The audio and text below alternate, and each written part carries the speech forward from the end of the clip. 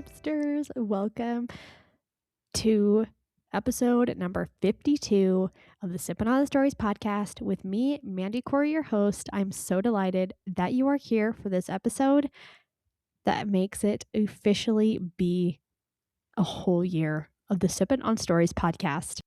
What a great milestone, and I owe it a lot to you. There have been a lot of times that I thought about stopping throughout this year, but once I set the goal of getting to a year, I was like, oh my gosh, I think we can do it. And because of all of you and you supporting me, listening to me, reaching out to other people, asking them to come on the podcast, or just saying you yourself will come on the podcast, we have made it to a year. And I'm just so grateful. You guys, you cannot even begin to understand. I didn't know if this day would come when I started, which is so crazy. I mean, I started actually recording these episodes close to a year and a half ago, but I didn't know if I would even, I've said this so many times, but I didn't even know if I'd make it to a couple of months. I was like, you know what? If I start this and I don't get very far, will it be embarrassing? Yes, because people will see me fail pretty quickly when I'm like, ooh, we had 6 episodes. That was fun, But I was like, this is a hobby for me. This is just something I've wanted to do. So I'm going to do it regardless. And I'm going to be grateful for any stories that I get. And every single week that I have had a story, I truly have been so grateful. It's just been so fun. For this episode, I decided to bring back an old guest that has been on, and that is my grandpa. I did a life story of my grandpa, which I have mentioned. I am highly considering starting to do that as a side business for myself. I don't know if it's something that you would be interested in, me doing a life story of one of your loved ones. Let me know because I may actually pursue it. If I know there's an interest in it, feels a little bit scary, but doing this podcast for a year has shown me I can interview somebody. I can interview people I don't know. I've never met before. I can ask questions. I can do it. So if you're interested in that, let me know. And I may highly consider starting it finally. I honestly, if you ask my family, I've talked about it for years. That podcast and that I've talked about it for years. Anyway, back when I was going to start it, I decided to do a couple life stories to get my foot in the door, see how it feels. And one of those life stories was my grandparents. I did their story growing up. I did my grandpa and my grandma, and then I also did their love story and their life after getting married. Anyway, which I'm so grateful that I have because now I have it for myself, for my posterity. I'm so grateful that they are still here with us today, but when the day comes where sadly they're not, I'll be able to go back and watch those, as will my kids and my siblings, and my mom will be able to watch it if she would like. And I'm so grateful that I have that. Anyway, oh my goodness, I could talk. During that life story, I just heard so many just fun things that some I did know. I interviewed my grandpa, like I said, at the beginning of this podcast, episode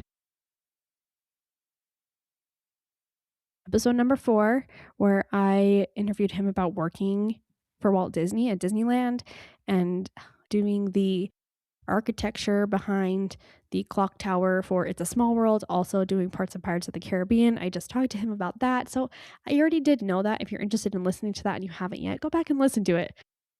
My grandpa's just so cute. In fact, one of my children is named after him. I just highly respect him. He's just a really good man. Anyway, during part of this life story, he also told some other ones, and I'm like, oh my gosh, that would be also be so fun to hear. So I said, Grandpa, do you want to come back on my podcast? And he so kindly was like, sure.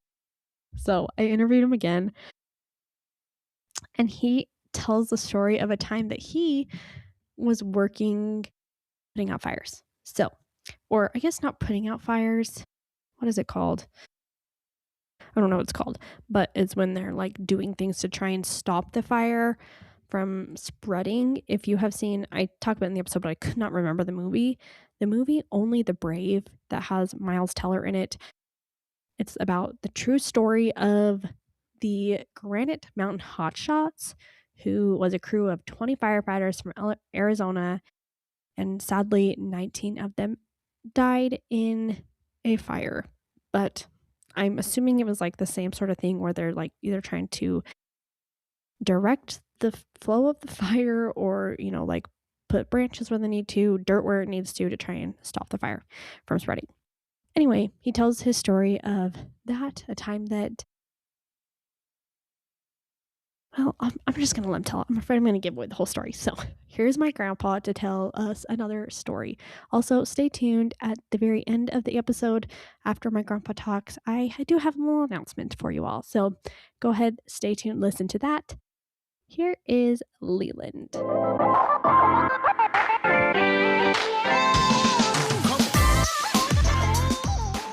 Okay, Grandpa, so I'm treating this just the same as like when I did my little interview the last time. So I'm going to have you tell the story, but I can ask questions and things. I won't be asking you what your favorite drink is this time because you answered the Mountain Dew, unless it has since changed. No, it's probably still the same. Okay. Although Dr. Pepper is a close second. Is it? Yeah. I love Dr. Pepper. That's my go-to. Zero Dr. Pepper. Yeah, it's good. Okay, Grandpa, so I know you've told me the story of this before, but I was having a hard time remembering all the details. So, will you just start telling me the story of the time you were the firefighter, kind of how you got into that, and yeah, just what ended up happening. Okay, and you pop in and steer me in a better direction if I get off track. Okay, I can do that.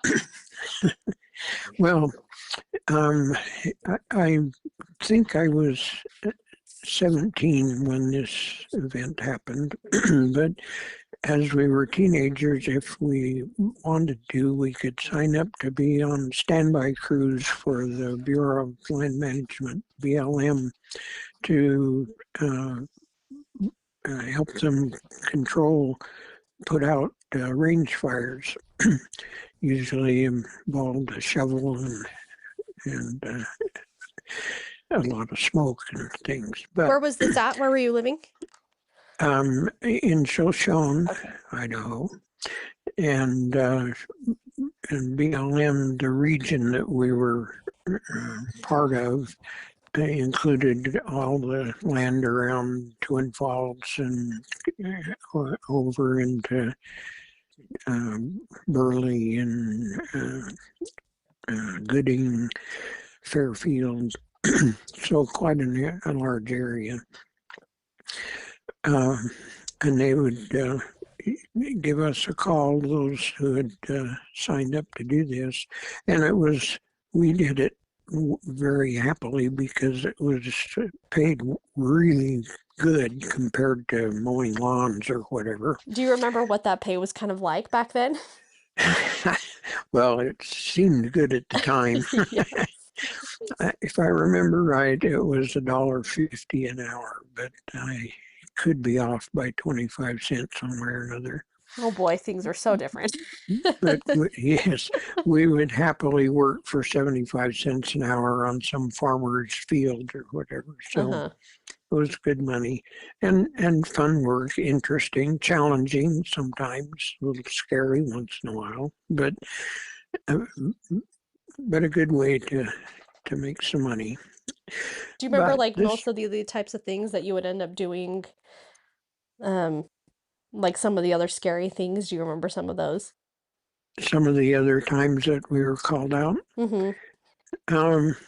Usually it was somebody would throw a cigarette out of their car window and start the grass, the weeds burning, and it would quickly spread because the wind's always blowing, and so they had trucks, water trucks that they could spray, but a lot of times the rocks and the terrain would not allow them to get where they needed to be to actually put the fires out. And so that's where we would come in with our shovels and start throwing dirt on the fire. And that was usually the case. It was often next to some farm field that we were going to try and protect, and just flatland, desert, primarily desert, with sagebrush and cheatgrass. Anyway, this time though, the fire, I think it was determined that it was started by lightning, but it was in the forest, in the mountains up near Sun Valley. But the fire had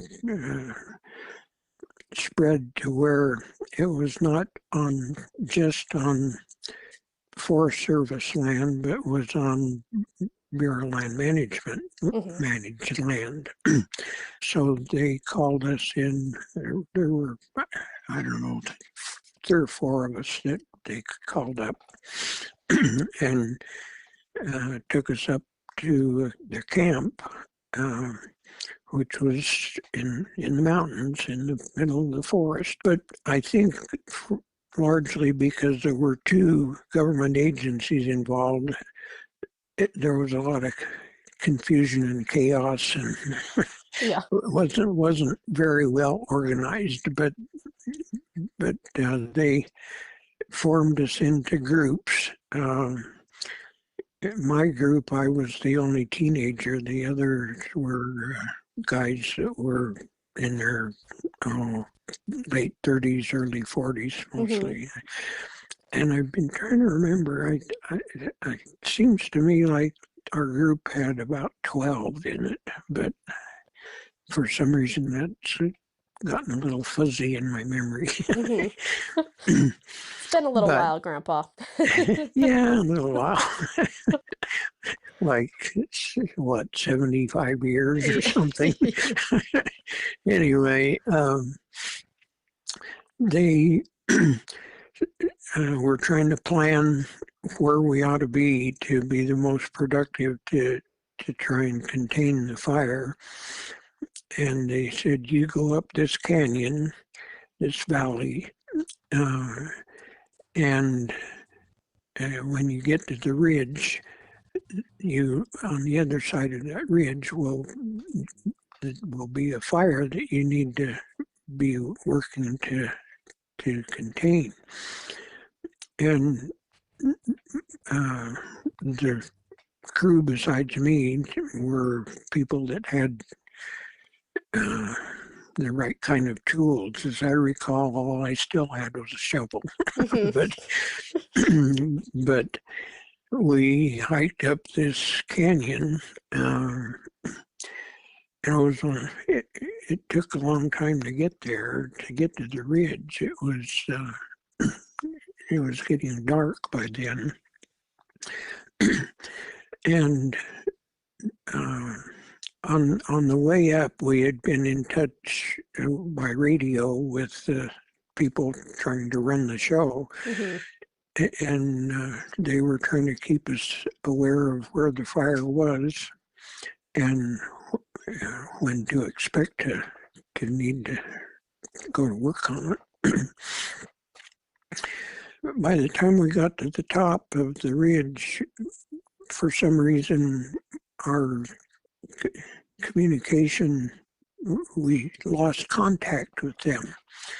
And so we're up there in the dark, not knowing what to do, where the fire is. Are we going to be in the middle of the fire and Do you remember being like scared, like, oh no, what do we do? Yes, we were all pretty concerned because the fire in a forest especially can really spread fast. Oh, yeah. And we had no idea what are we in danger. They had talked when they sent us up that we would expect to find the fire on the other side of this ridge that we had finally made to the top of. Well, there was no sign of the fire, but that didn't mean there wasn't one roaring up there ready to engulf us. Do you remember, like, was the air, like, smoky or anything like that, or was it like there was nothing? No, it was weird because we were just in the middle of nowhere for absolutely no good to anybody, including us, Uh-huh. and we didn't know what to do. Well, so what we did was just found a comfortable way to lay down and went to sleep, Are you pretty in like the much. firefighter gear too while you're doing this? With what? Are you wearing like the firefighting gear and stuff as you're doing this? No, I don't remember having any special equipment. I know I didn't have any special clothes. I just had regular, same kind of clothes I'd go out and fight the range fires with, just Levi's and t-shirt And your shovel. and a shovel. Yeah. And by the way, no food. We're up Oh, really? there. We haven't eaten anything for the last, I don't know, it was a whole afternoon and evening to get there. So it was supper time and we had no supper and no bed or no anything else. Mm-hmm. So we just made the best of it, talked a little and complained a little and kept our fingers crossed that we wouldn't be in the middle of a fire any second. Well, next morning, we were still alive and still no fire, but a helicopter came by and we got its attention. And Were you just like waving your arms? Is that what you were doing? say what? Were you What? waving your arms to get the Yeah, attention or yeah? we were jumping up and down, waving our arms. Yeah. We wanted to be sure that they saw us. And I can't remember if I think they went back to the headquarters and then came back with another helicopter. But anyway, it turns out that they, in their disorganized management of things, thought they had sent us up a different canyon. And when we never showed up at this other canyon, where actually there was a fire, Mm-hmm. they thought we'd been burned up. They thought we'd got, because the fire zipped through the canyon, and we certainly weren't alive to holler at them. Yeah. And so it was big news in Magic Valley. The paper, the radios were talking about how this big fire up in the mountains had actually caused the life of a whole crew of firefighters. And my parents thought they knew I was up there, Yeah. and they thought I'd been burned up. Do you remember did they tell you much of what that experience was like for them? Yes, they didn't know what to do. They were out of their minds with, uh, first of all, no certainty that because the people in charge, they couldn't find us. They didn't Mm-hmm. know what had happened to us, and they had made the assumption that they couldn't find us because we'd been burned up in the fire that was where they thought we were. And so that left my folks with thinking their oldest son had just died. That was not a happy experience for them. Did they have to wait the whole night to find out the next morning? Like, did they go through a whole night thinking that? No, the whole night they just knew I was up there fighting the fire. Okay. And the next morning is when they discovered that, when the organization discovered that we weren't, uh, well, they realized we were gone during the night, but the news didn't go out, I think, till morning. Okay. Uh, And that was before the helicopter saw us, and they could send a crew, and that's the only time I've ever had to ride in a helicopter. Yeah. So I guess there was a good part of that. Oh, yeah. So, Well, so for a while we were celebrities. When we got back to the camp, everybody was so happy that we were still alive. Uh, that we were pretty famous. oh, yeah, for sure. As far as we were concerned, we were alive. That's what counted. Yeah. And you And we had no had idea that breakfast. everyone had thought that you were dead. And Right. yeah. It took us a while to figure out that we were actually dead. Yeah. Do you remember when you saw like your parents after that? Were they like so grateful Oh, and happy reunion?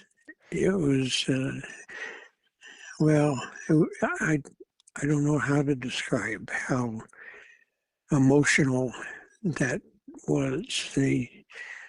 Again, from my point of view, because I experienced it, to me it was just a big headache and a big, trying to starve to death on the mountain, not knowing what you're doing, but it just happened. Uh-huh. For them, it was not just happened, it was I died, and then suddenly I was back to life. Yeah.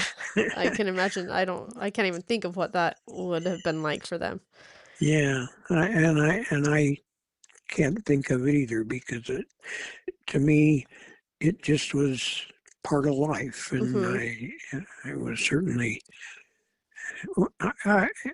It bothered me more that they had thought I was dead than any experience I had in the whole process. Yeah, definitely. Did your But did you talk to your siblings much about it too? yeah, but I don't think they had really absorbed the truth of the situation. Mm-hmm. And I suspect that's because my parents had tried to uh, keep a low key type of thing so that the rest of the family wasn't too torn up Mm-hmm. until they knew for sure. Because they didn't. I mean, the word Yeah. had come out, we'd been burned up, but they couldn't find it. So Was there any actual crew on that ridge that had gotten burnt up or was there no, nobody there? Okay. no, there was nobody there. That was The good. fire just happily zipped through the canyon and burned up the canyon, but didn't get to burn any people on the way. Mm-hmm. That is good. Of course, it didn't stop the fire. The fire, it turned out to be a pretty significant fire by the time it finally got put out. Mm-hmm. And I didn't have an opportunity to do anything towards putting it out. Yeah. They just sent us home. Did your parents let you keep doing that job after that, or was that the end? No, actually, that's an interesting thought, and for some reason, I guess I hadn't thought hard about it, because they appreciated the opportunity to make a few dollars, Mm-hmm. and that was, money that I could use for school clothes and things, and they were happy to have me on those crews. And I'm sure always a little nervous about would I have find any physical difficulties, but Mm-hmm. certainly not expecting me to die in the Oh, process. yeah. Yeah. I, it's been too long now. I cannot remember if we actually got called up after that to go To do another one. to do some other fire Mm-hmm. someplace.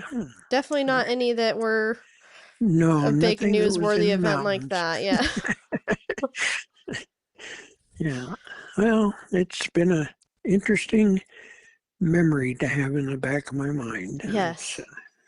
And you have the picture of you on the mountain, correct? Yes, Yeah. actually, yes. Yeah, I remember you showing that to me in your book, and so I'll have to see if I have that picture somewhere, see it, but Actually, that picture may show, now that I think about it, I probably had a helmet.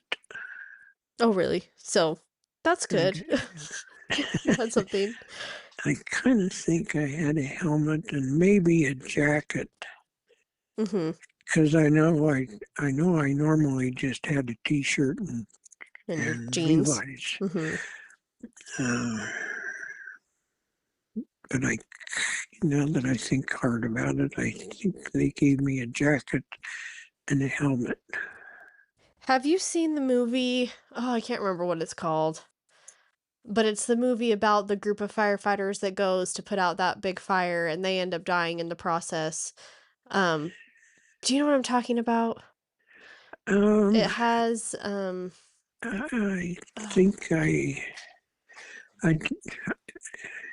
I think I know which one you're talking about, and I don't think I saw that. oh, okay. Because I was curious, because yeah, their job was kind of to steer the fire in different directions or to kind of put it out. But yeah, they were like shoveling and doing like manipulating the land to kind of direct the fire to help put it out in different ways. So I was wondering, is that kind of what you were doing with the shovel type of a situation? Yeah, Yeah. I mean, as far as putting the fire out, I probably was more in a position of keeping it out, Yeah. Yeah, that makes sense. Not allowing it to spread throwing type dirt of a on thing. it Yeah. to kill the embers. Um, and actually, the more we talk, the more I remember.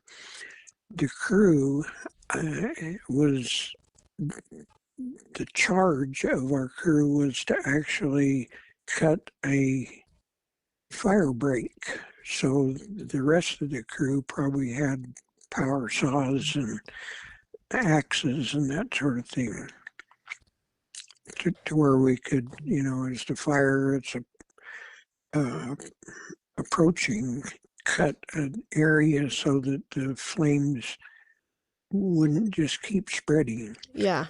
And that's when my shovel comes in to throw dirt on the fire and keep it, then put it out. So, Yeah. That definitely sounds like that movie that I'm thinking of that I can't think of the name, but I have an idea in my head. So sadly, that movie ended a lot differently. It was based on a true story, but it ended a lot differently than yours did. So yeah, well, glad yours didn't end that way. if I could find out what that show was, it probably would be too close for comfort. A little triggering. Well, thank you for recapping that story for me. It's amazing. You've had quite some experiences, Grandpa. Well, And that was certainly one of them. yes, yes, it was. And fun that you got to ride a helicopter from it. Yes, that Yeah, was the high point of the. yeah, Since nothing else happened to us, we didn't have to fight a fire. yep. That could have been scary in a forest Oh, situation definitely. because I was used to dealing with weeds and sagebrush and stuff, and I don't know whether I'd have been very effective in the forest, but didn't have to find out. Nope. So, And we can just assume. We can tell ourselves that you would have put it out, Grandpa. You would have oh, been very effective if I'd you have would have done a thought. super job. I'd have Yes, saved all those trees. that's exactly right. That's what I'll tell myself. So, okay, well, thanks for having this call with me. Okay, Okay. thanks for listening. Oh, yes. I'll talk to you soon. Okay, Okay, love you. love you too. Bye. Bye. I did go back and I actually have my grandpa. I am not a like genealogy person, but part of me is like, am I? Because I have done these life stories and I have a book that my grandpa had like wrote about his life story too. So I went back and looked through that book to see if there was a picture. And there is a picture of him on the mountain with his little crew and he is wearing gear. So to like answer that on if he was wearing anything, he did have something on. So I will have that picture. It'll probably just be like the background picture for this episode. So go look at that. I cannot imagine being my great grandma when this happened, or just like the family thinking about like hearing that somebody, oh, sorry, like they have passed in this fire. Like they had to mourn, like they went through all those feelings. The I'm sure I would have had to go to therapy because even though it did not actually happen, it's like it did. Like you lived through that. And I just like cannot even imagine. But then also, I can't imagine the gratitude that they all felt after. That's why I was like, Grandpa, like, please tell me, like, what was everyone else's experience? And it would have been really cool to actually ask my great grandma. She's no longer with us, but what that was like for her to go through that on the other side. Oh my gosh. Obviously, I'm so grateful that that did happen. Also, just like kind of fun that he ended up getting to ride in the helicopter. He was like, "Oh, that was so cool." Oh my gosh, my grandpa's just so cute, you guys. I just like want everybody to meet him. He's so cool. So I'm glad that he came on and shared that again with me. I know I have like a few repetitive guests on this episode, on this podcast. How many have I had? One, two. I have had like a couple of recurring guests, and I'm grateful that my grandpa is one of them, and especially on this very last episode of the year of the Sippin' on Stories podcast, which leads me to my announcement. And there have been a lot of people on this podcast that have cried with me, and I so appreciate it. Like, I don't take that for granted, the openness that people have been willing to give on this podcast and the emotions that they've shared. And I've repeated myself with that so many times. But on that note, I may cry myself for this part of the episode because I have put so much thought into this decision. And to just give you a little background, when I started the podcast, I know I've said, in fact, I said it at the very beginning of this episode, this was a hobby. As one does in motherhood, you can get a little lost in motherhood. And I did find that was the case with myself. And I was just yearning for some sort of creative outlet. And I love to talk to people. I genuinely care about their lives and the things that they have gone through. And again, I like feel so honored when people share their lives with me. And I've just always wanted a space where people could come on and I could hear these tales of people's lives, because I'm intrigued by people's lives and the things that everybody has gone through. I think more than other people. My husband is like, "Why do you care so much about this person that you don't even know?" Or, I mean, even the people that I do really know. My husband is like so not detail oriented. And I am like, "No, please, like, tell me what your friend's wife has said. Like, how are they feeling about this situation? Like, what was," and he's like, "I don't know. I barely know what my friend is thinking." I'm like, wow, we are so different. Anyway, I just thought it would be so fun to have a place. And honestly, when I started, I thought it would be one of those places where it was like, yeah, tell me this like wild experience that you had. Like, oh, I got lost in the woods and I had to survive using this. Like, I don't know, just like some crazy story that someone has lived through. And I did get those, but I also just got the hard things that people have gone through. And I'm so grateful for that. Like, oh my gosh, I'm going to ramble on this part. I just know. Anyway, but back to what I was saying is I knew I wanted a hobby to do this. And that is exactly what it has been. It has been such a fun, creative outlet that I'm so happy other people were allowed to enjoy as well along the way. Like the fact that I have had listeners that have been with me from the beginning and have listened the entire time, or ones that have like started halfway through and continued listening. It's just so cool. And there are people out there like me who just want to know these stories about people's lives. And I'm so glad that there has been a space for that. But that is what it's been, is a hobby. I do not make a dime doing this podcast. And that was never the intention of doing it, which honestly has been probably the reason that has been really easy for me to stick with it, is because it has never been about that. Would I absolutely love if this turned into a job? Absolutely. Like, that would be, I think, my dream. I've always said, like, my dream would just be to find a place that I could talk to people and get paid for it. Like, what kind of job can I do for that? And so I've had to sit back and, like, think a lot about, like, what does this look like going forward? And a little bit about my life is that I have 4 young kids, some of which are in school, one who is not, but she is starting school pretty soon, and my time with her is ending, and it's just really made me reflect on what do I need to be spending my time with, and I think it's her, and I think it's my other kids, and, summer's coming up, and so just with that on my mind, I have decided to take a step back from the podcast. The battle has been, is this the end?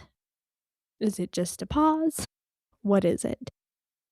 And for a long time, I said, okay, it's the end, and I'm okay with that. And I'm so glad that I was able to do this.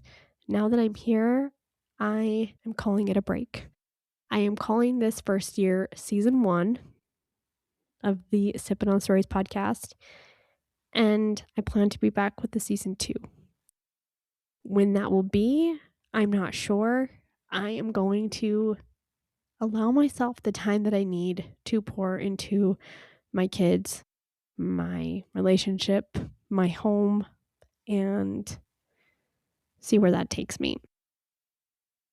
And maybe when I come back, I can put even more effort into it. I can put more work in so that maybe it can become a job. I don't know. Maybe that could be my goal, is to make it something that I can do for a while. So, being really real and honest with you all, this has been such a hard decision that I have battled with forever, and have had so many supportive people around me who have said, no, please don't stop. Like, keep going. And I cannot say how much I have appreciated that. I haven't wanted to admit to people that this was coming because I wasn't quite sure I wanted to admit it to myself. And I didn't want people to feel like they wouldn't come on knowing that it may not be continuing on past, their episodes. But again, I wasn't exactly quite sure what it was going to look like.